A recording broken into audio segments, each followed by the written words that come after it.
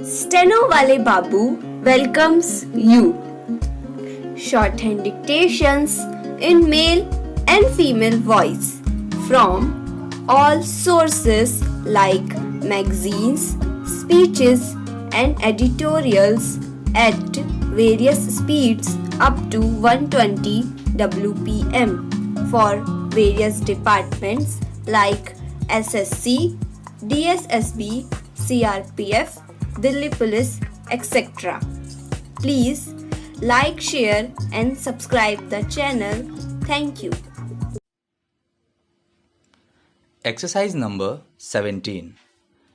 This exhibition highlights our skills, capabilities and expertise in chemical and allied industries. It also affords an opportunity to our overseas friends to know the progress of our chemical industry and the sophistication and quality that it has achieved. While the organized sector has developed adequate communication channels, the potentialities of the small-scale industries are not widely appreciated. I hope that the ChemTech exhibition also projects the progress and prospects of the small-scale sector in our country. The chemical industry in our country covers a wide spectrum of industrial activity varying from giant petrochemical complexes to the small units formulating paints and varnishes. The products of the chemical industry are widely used not only in the day-to-day life but also in the development of agriculture, industry and also in defense. The chemical industry has made a significant contribution in augmenting food production by supplying fertilizers and pesticides. It has also helped in relieving pressure on cultivated land by substituting cotton by man-made fibers. It has contributed in the conservation of water resources by providing organic water, retardants and polymers for canal lining. Chemical products have improved construction materials and substituted scarce materials by engineering plastics and nylon. It ranks as the fourth major industry in the country today. The investment in the industry has increased from rupees 300 crores in 1961 to over rupees 2,500 crores presently. The export of chemicals last year has been of the order of rupees 165 crore. The range of products exported include drugs and pharmaceuticals, dyes, agro-based chemicals, etc. Not only are the chemicals diverse in nature, but these have been exported mainly to the developed countries of West Europe, North America, and East Europe.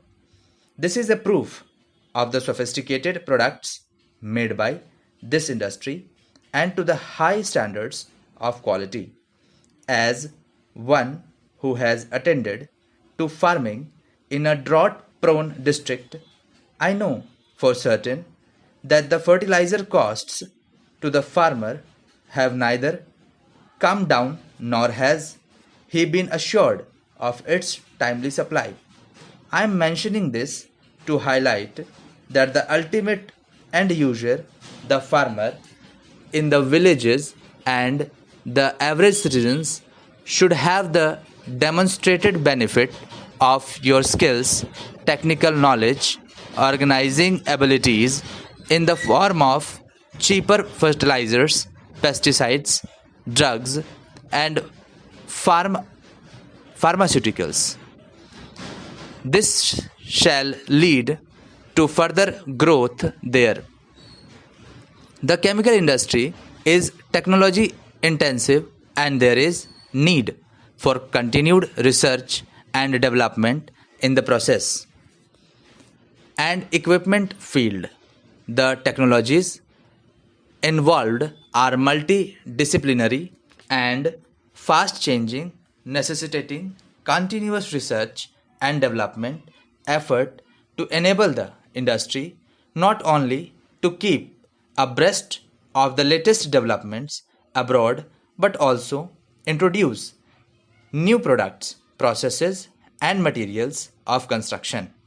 The Council of Scientific and Industrial Research is playing a very useful role in developing domestic technology suited to our needs and in contributing to our national goal of increasing self-reliance.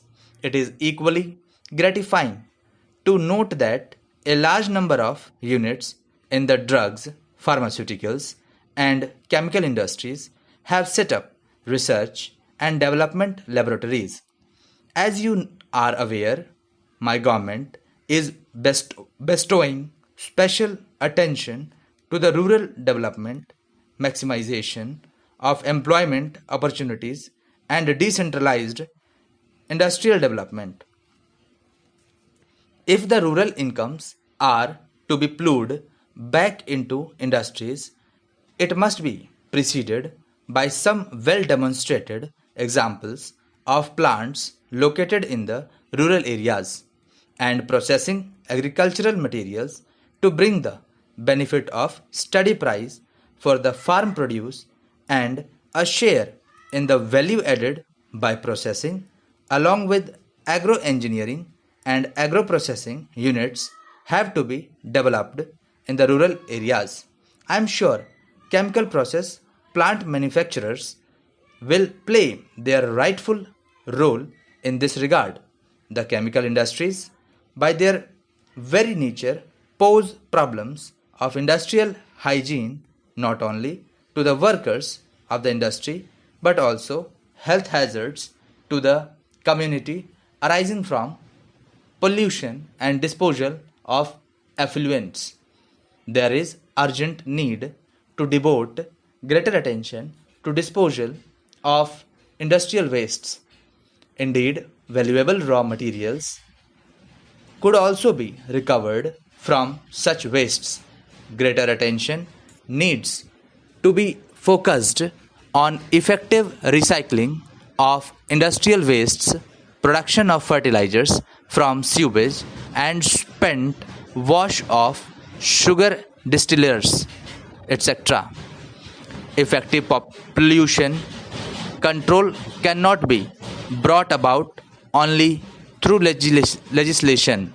It is imperative to develop a social awareness on the part of industry to recognize its responsibility in ensuring protection of the environment and society from the threat of pollution.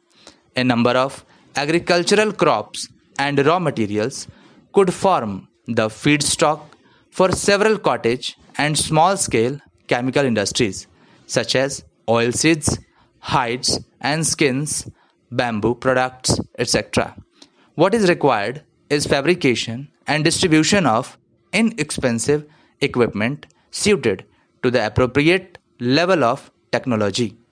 One of the persistent maladies of rural life in India has been the lack of drinking water and sanitation. Thank you.